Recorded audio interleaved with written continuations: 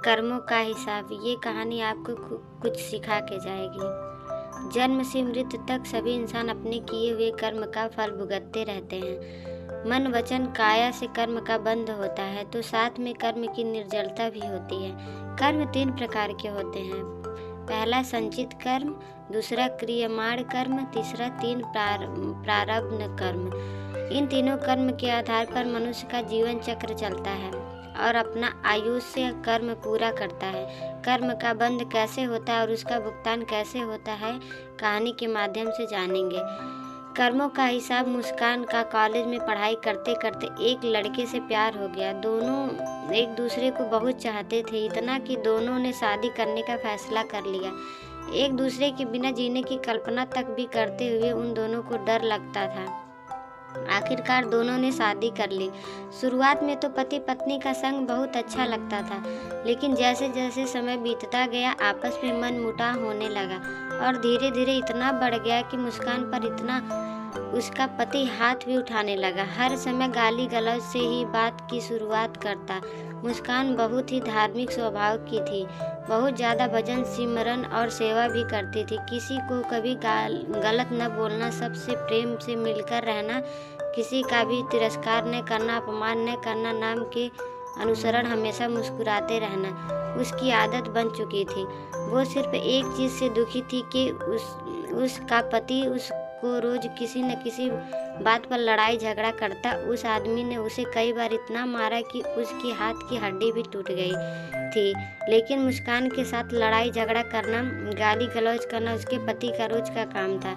एक दिन मुस्कान ने अपने गुरु महाराज जी से पूछा कि मेरे ऐसी कौन सी भूल हो गई कि पति मुझसे इस तरह जानवरों की तरह व्यवहार करता है, जबकि मैं नियमित रूप से सत्संग भी जाती हूँ, सेवा भी करती हूँ, भजन सिमरन भी आपके हुक्म के अनुसार करती हूँ।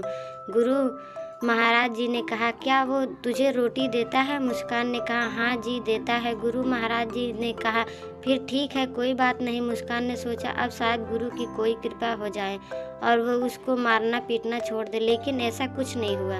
उस दिन तो आदत बन गई ही रोज अपनी घरवाली की पिटाई करना। कुछ साल और निकल गए। उसने फिर महाराज जी से कहा कि मेरा आदमी मुझे रोज पीटता है, मेरा कसूर क्या है? गुरु महाराज जी ने फिर कहा, क्या वो तुम्हें रोटी देता है? मुस्कान ने कहा, हाँ जी देता है।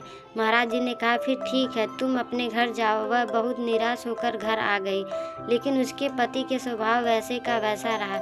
रोज उससे ने लड़ाई झगड़ा करता। वो बहुत तंग आ गई। कुछ 1 साल गुजरे, फिर गुरु महाराज जी के पास गई कि वो मुझे अभी भी मारता है, मेरी पैर की हड्डी भी टूट गई, मेरा कसूर क्या है? मैं सेवा भी करती हूँ, सिमरन भी करती हूँ, फिर भी मुझे ज़िंदगी में सुख क्यों नहीं मिल रहा है? गुरु महाराज जी ने फिर कहा, वो तुझे रोटी देता है? उसने कहा, हाँ जी देता है। महाराज जी ने कहा, फिर ठीक है, लेकिन इस बार मुस्कान ज़ोर ज़ोर से रोने लगी और बोली कि महाराज जी मुझे मेरा कसूर तो बता दो, मैंने कभी किसी के साथ बुरा नहीं किया, फिर मेरे साथ ऐसा क्यों हो रहा है? महाराज कुछ देर शांत हुए और फिर बोले, तेरा पति पिछले जन्म में तेरा बेटा था, तू उसकी सौतेली माँ थी, तू रोज उसको सुबह शाम मारती रहती थी और उसको कई कई दिन तक भूखा रखती थी।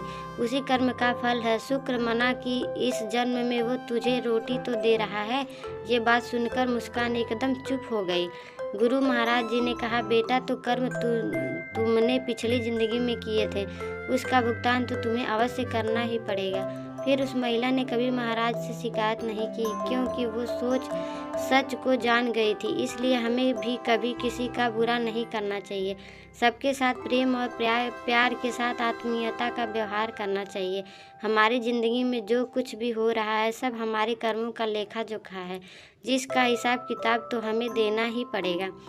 तो क्यों न हम अच्छे कर्म की शुरुआत यदि नहीं की हो तो आज से ही करें। सभी इंसान में परमात्मा देखें, तभी जिंदगी सार्थक होगी। जीवन में 3 बातें कभी भी हो सकती है। पहला, पाप का उदय कब आ जाए, दूसरा, गति का बंधन कब हो जाए, तीसरा, आयु का अंत कब हो जाए।